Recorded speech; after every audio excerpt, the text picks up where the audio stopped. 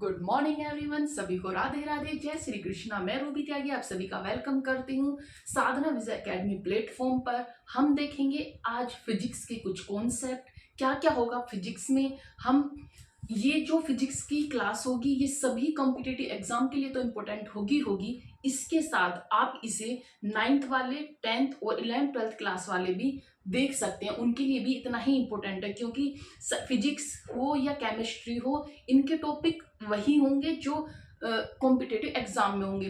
कुछ टॉपिक अलग हो सकते हैं, लेकिन जैसे वर्क एंड एनर्जी हुई तो ये टॉपिक कॉम्पिटिटिव एग्जाम में भी ऐसी होगा और हमारे बोर्ड के एग्जाम में भी सेम ही होगा।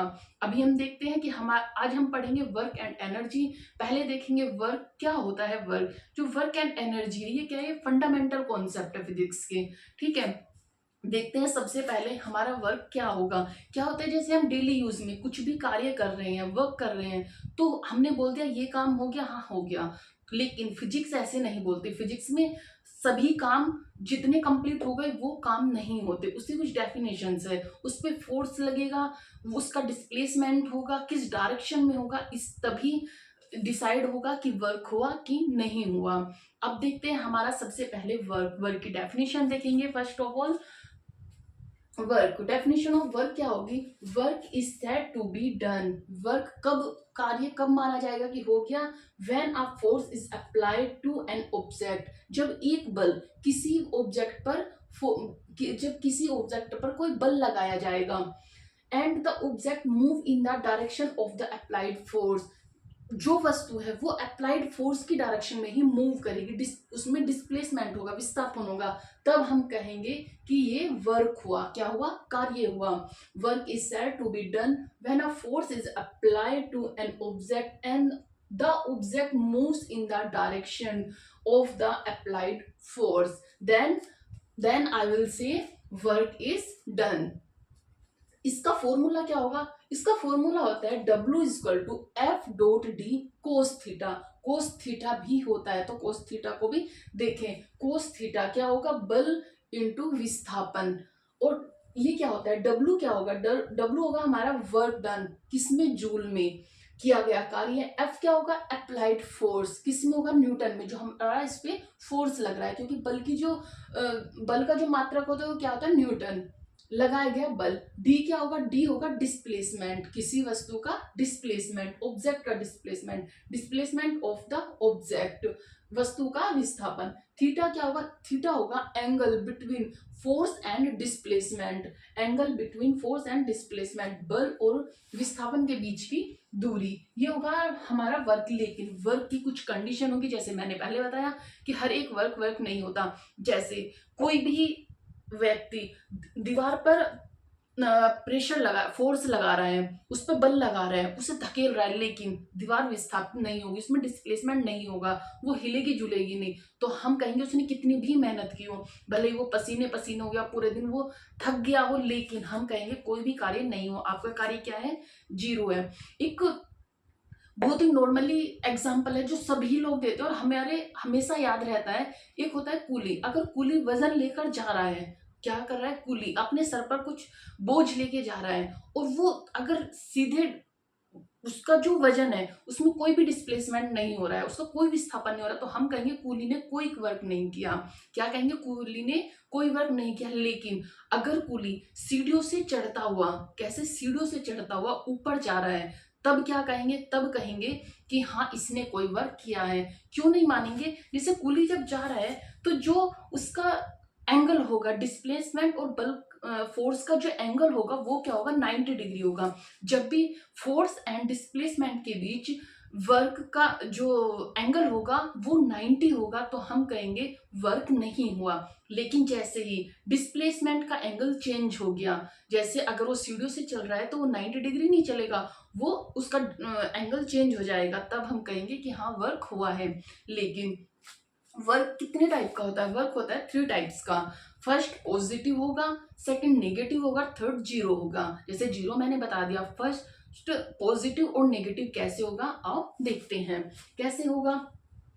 जैसे condition of work to be done, कार्य होने की कंडीशन क्या क्या होंगी, बल लगना चाहिए, a force must be applied बल लगना चाहिए। If no force is applied, अगर उस पर कोई भी फोर्स नहीं लगा, नो वर्क इज डन, तो उस पर कोई भी कार्य नहीं होगा। नेक्स्ट कंडीशन होगी the object must be displaced, जो ऑब्जेक्ट है, जो हमारा ऑब्जेक्ट है वो क्या डिस्प्लेस होना चाहिए। Otherwise if an object does not move, अगर कोई भी ऑब्जेक्ट मूव नहीं कर रहा है, अगर कोई भी ऑब्जेक्ट मूव नहीं कर रहा है तो हम कहेंगे वर्क नहीं हुआ, no work is done. Third condition है the force must have a component in the direction of displacement, अगर कोई भी कंपोनेंट है डिस्प्लेसमेंट के डायरेक्शन में होना चाहिए। If the force is perpendicular, जैसे मैंने बताया 90 डिग्री का, अगर कोई भी फोर्स परपेंडिकुलर है डिस्प्लेसमेंट के, अगर डिस्प्लेसमेंट के परपेंडिकुलर, परपेंडिकुलर कैसे होगा, ऐसे अगर फोर्स इस तरह लग रहा है और डिस्प्लेसमेंट ये है तो क्या होगा 90 डिग्री, तो हम कहेंगे वर्क नहीं हुआ, नो वर्क डन। ये हुआ हमारी कंडीशंस। आगे चलते हैं टाइप्स पर, टाइप्स ऑफ वर्क। फर्स्ट होगा पॉजिटिव वर्क। पॉजिटिव वर्क कब होगा, when the force and displacement are in the same direction. When, अगर फोर्स और डिस्प्लेसमेंट, बल और विस्थापन सेम डायरेक्शन में होगा, सेम डायरेक्शन में होगा तो क्या होगा कि वो फिर पॉजिटिव होगा। जैसे हमने बॉल को ऊपर फेंका, जैसे बॉल फेंका तो क्या होगा, हमारा बल भी ऊपर लगा और हमारा जो उसकी डिस्प्लेसमेंट होगा, विस्थापन होगा, वो भी ऊपर के साइड होगा। तो क्या होगा, इसमें 180 का एंगल बनेगा। क्या होगा 180, सॉरी 180 नहीं, उसका 0 का एंगल होगा, क्योंकि जब हम सेम डायरेक्शन में फेंक रहे हैं तो क्या होगा 0 होगा। तो 0 होगा तो उसमें क्या होगा, हम बोलेंगे कि वर्क हुआ, लेकिन वर्क कैसा हुआ, पॉजिटिव हुआ। कैसा हुआ, पॉजिटिव हुआ।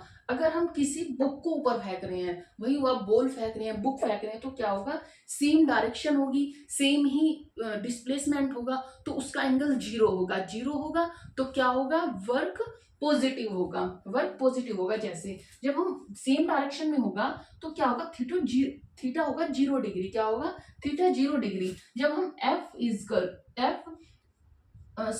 Equal to F into D, और कोस थीटा, जो कोस थीटा है उसकी 0 रखेंगे, 0 वैल्यू, कोस थीटा की वैल्यू क्या रखेंगे, कोस 0 वैल्यू रखेंगे, थीटा की वैल्यू रखेंगे 0। तो कोस 0 क्या आता है, कोस 0 की वैल्यू होती है 1, कोस 0 की वैल्यू होती है 1। तो जब कोस 0 की वैल्यू 1 होगी तो ये होगा W is equal to F D force and displacement. तो क्या होगा, ये आएगी वैल्यू पॉजिटिव, पॉजिटिव वैल्यू आएगी तो क्या बोलेंगे हम कि वर्क हमारा पॉजिटिव हुआ।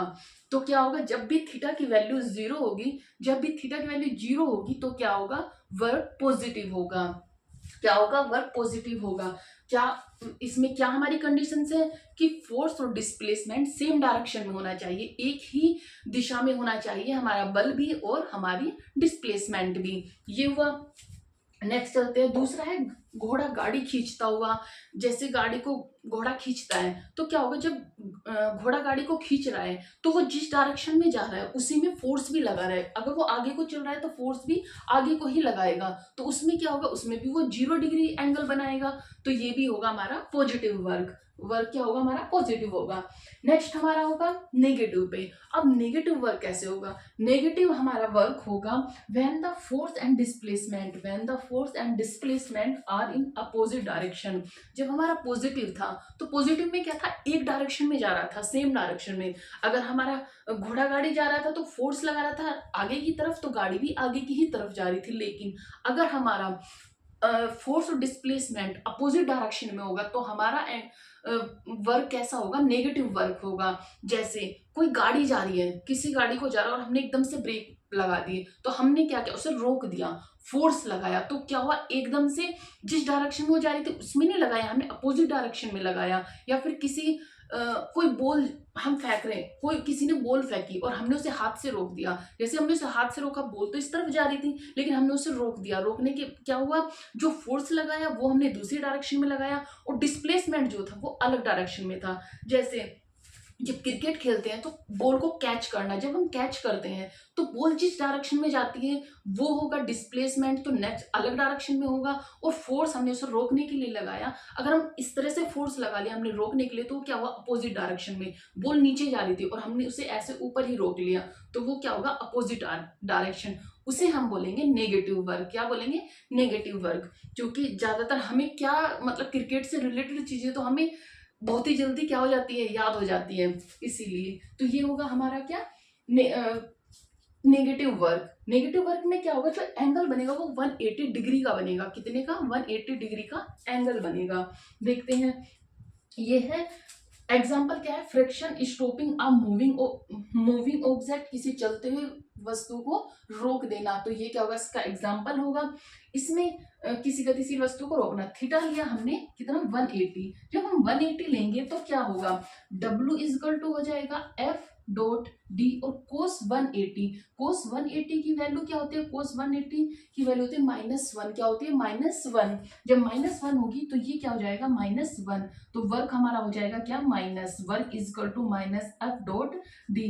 तो ये हो जाएगा हमारा माइनस वर्क। तो क्या हुआ, नेगेटिव वर्क। ये होगा हमारा नेगेटिव वर्क। हमने पॉजिटिव वर्क देखा। हमारा पॉजिटिव वर्क क्या होगा, सेम फोर्स सेम डायरेक्शन में फोर्स और डिस्प्लेसमेंट होगा तो हमारा पॉजिटिव होगा। अगर डायरेक्शन अपोजिट होगी तो हमारा फोर्स और डिस्प्लेसमेंट की अगर डायरेक्शन अलग होगी, अपोजिट होगी, तो हमारा नेगेटिव होगा। अब चलते हैं जीरो वर्क क्या होगा। जीरो वर्क होगा व्हेन फोर्स इज अप्लाई, जब फोर्स को अप्लाई किया जाएगा, but there is no displacement, लेकिन कोई डिस्प्लेसमेंट नहीं होगा। और व्हेन फोर्स इज परपेंडिकुलर, ये साइन किसका होता है, परपेंडिकुलर का। When force is perpendicular to displacement, क्या होगा, फोर्स अगर डिस्प्लेसमेंट के वर्क के परपेंडिकुलर होगा तो हमारा वर्क नहीं होगा। बल ऊपर की ओर लेकिन विस्थापन क्षैतिज की ओर, क्या, हॉरिजॉन्टल की ओर, तो उसे क्या बोलेंगे, हमारा वर्क जीरो होगा। जैसे हमने कुली का एग्जांपल दिया, दीवार का दिया कि दीवार को पुश करना, अगर उसमें कोई डिस्प्लेसमेंट नहीं हो रहा है तो भी वो क्या होगा। अब हम इस तरह से वो लगा रहे हैं, उस पर फोर्स लगा रहे हैं, तो क्या होगा, ये वाला क्षैतिज हो गया ना, तो ये इस पे और डिस्प्लेसमेंट तो कोई हो ही नहीं रहा है, तो क्या होगा, वो जीरो वर्क होगा।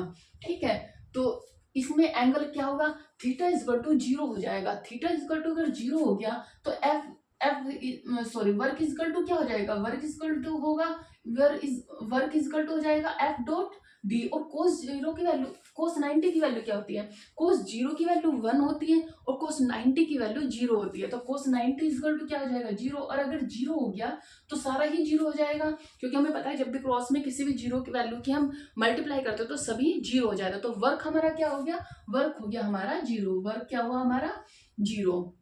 याद रखेंगे, फिर से देखते हैं। पॉजिटिव में हमारी सेम डायरेक्शन होगी फोर्स एंड डिस्प्लेसमेंट की। जब नेगेटिव वर्क होगा तो हमारा force and displacement opposite direction में होगा। जब हमारा जीरो वर्क होगा तो जो फोर्स और डिस्प्लेसमेंट का एंगल होगा वो हमारा 90 डिग्री होगा, परपेंडिकुलर होगा, जिससे कोस 90 की वैल्यू 0 हो जाएगी। ठीक है, ये हुए हमारे वर्क के टाइप्स ऑफ वर्क। अब देखेंगे वर्क की यूनिट क्या होगी। वर्क की यूनिट क्या होगी, तो वर्क की यूनिट होती है जूल। क्या होती है, जूल। और से रिप्रेजेंट किससे करते हैं, जे से। किससे, जे से। ये हमारी एसआई यूनिट है। कौन सी यूनिट है, एसआई यूनिट है।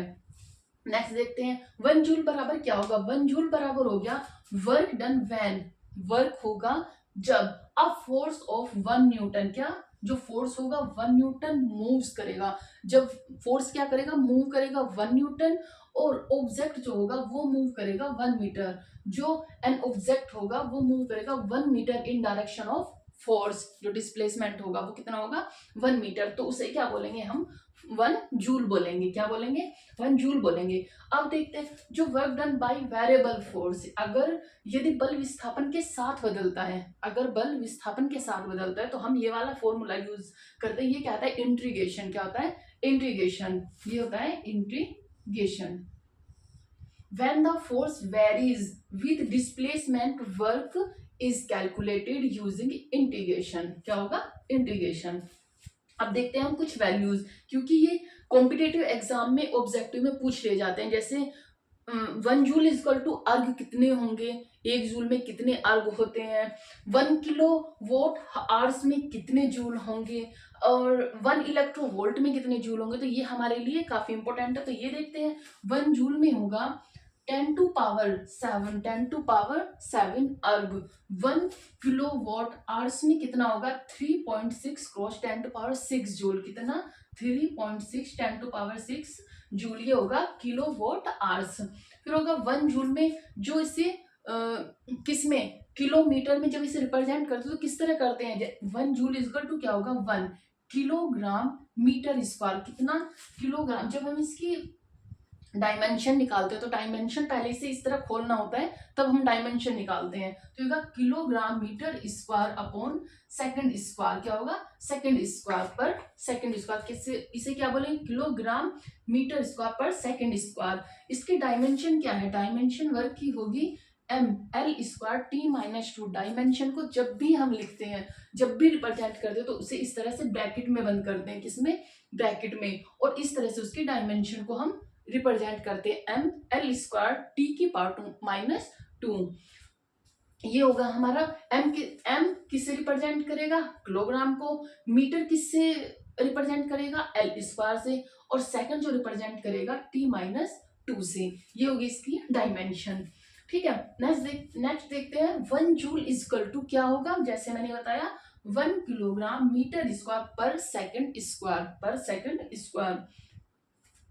सॉरी 1 इलेक्ट्रोवोल्ट बराबर क्या होगा, 1 इलेक्ट्रोवोल्ट बराबर होगा 1.6 10 टू पावर माइनस 19। कितना 1.6 cross 10 to power minus 19 joule. ये क्या होगा 1 electronvolt equal to 1 HP dot hours equal to means horse power. 1 horse power hours equal to क्या होगा, तो ये होगा 2.684 क्रॉस 10 टू पावर 6 जूल। ये हमारी कुछ यूनिट्स हुई जिन्हें हमें या जो कुछ वैल्यूज हैं ये एग्जाम में काफी इंपॉर्टेंट है, क्योंकि ऑब्जेक्टिव में हमेशा पूछ लिया जाता है किसी भी एग्जाम में।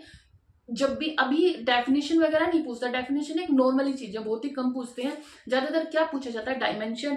जैसे पूछ लेगा वर्क की डायमेंशन क्या होगी, तो वर्क की डायमेंशन होगी M L square T minus 2। पूछ लेगा 1 जूल बराबर उसे किलोग्राम में रिप्रेजेंट करो, तो वो होगा 1 किलोग्राम मीटर स्क्वायर पर सेकंड स्क्वायर।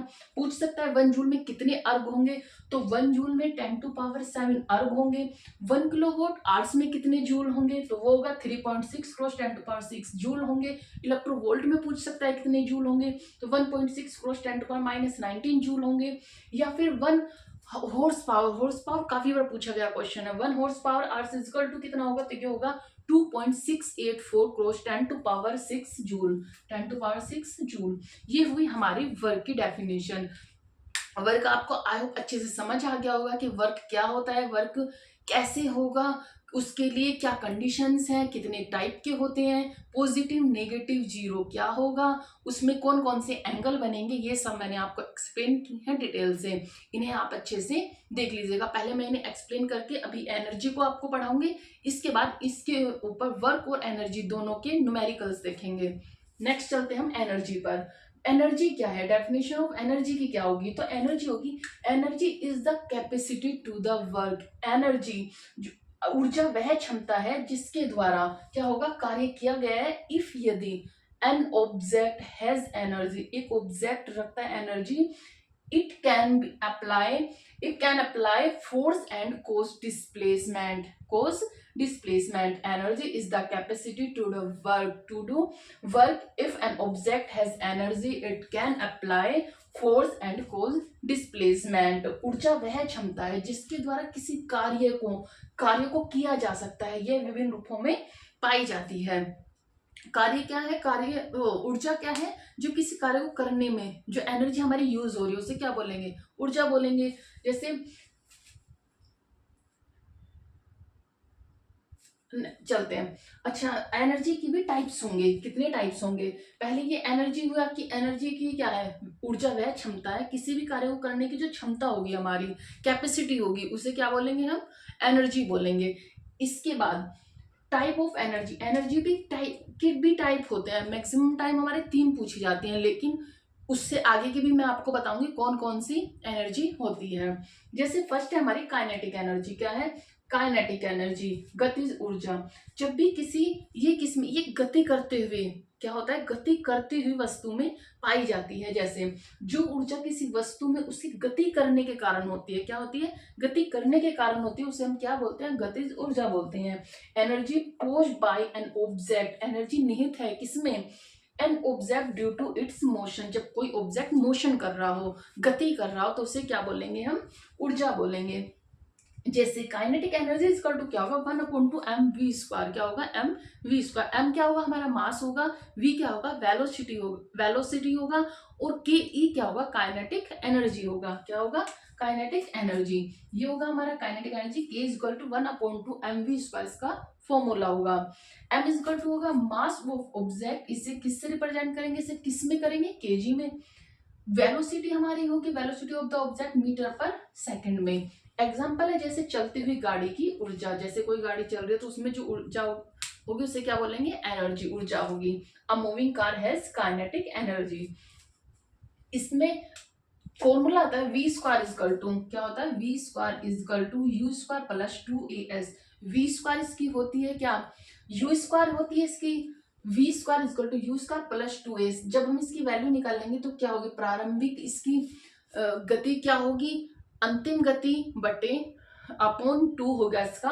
और s होता है इसका डिस्प्लेसमेंट। क्या होगा, डिस्प्लेसमेंट। u होगा इसका प्रारंभिक वेलोसिटी, v होगी इसकी अंतिम वेलोसिटी। ठीक है, प्रारंभिक। और इसका फॉर्मूला क्या होगा, प्रारंभिक वेलोसिटी स्क्वायर प्रारंभिक गति माइनस अंतिम गति। ठीक है, सॉरी ये वाला मैंने थोड़ा वो कर दिया। v² इक्वल टू होगा u²। जो हमारा v² वो क्या रिप्रेजेंट करेगा, वो करेगा हमारा अंतिम गति ऊर्जा। u² क्या होगा, u होगा हमारा प्रारंभिक गतिज ऊर्जा, s क्या होगा, ये होगा हमारा डिस्प्लेसमेंट। इसका फॉर्मूला क्या होता है, जब भी हमें किसी चीज का डिस्प्लेसमेंट निकालना हो तो क्या करते हैं हम, लास्ट जो हमारी अंतिम गति होती है, अंतिम गति ऊर्जा को प्रारंभिक गति ऊर्जा से माइनस करके अपॉन डिवाइड कर देते हैं 2 से। तो हमारा क्या आ जाता है, डिस्प्लेसमेंट आ जाता है। क्या आ जाता है, डिस्प्लेसमेंट। आप इस सब को नोट कर लीजिए।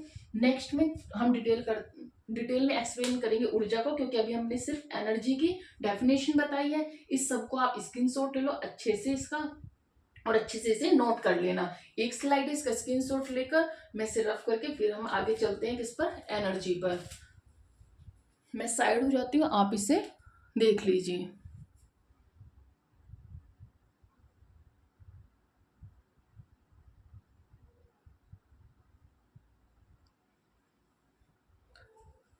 ओके, आपने आई होप इसका स्क्रीनशॉट ले लिया होगा। अब हम एनर्जी को पार्ट 2 में करेंगे। ये होगा हमारा पार्ट 1। पार्ट 2 में मैं एनर्जी को आपको अच्छे से एक्सप्लेन करूंगी।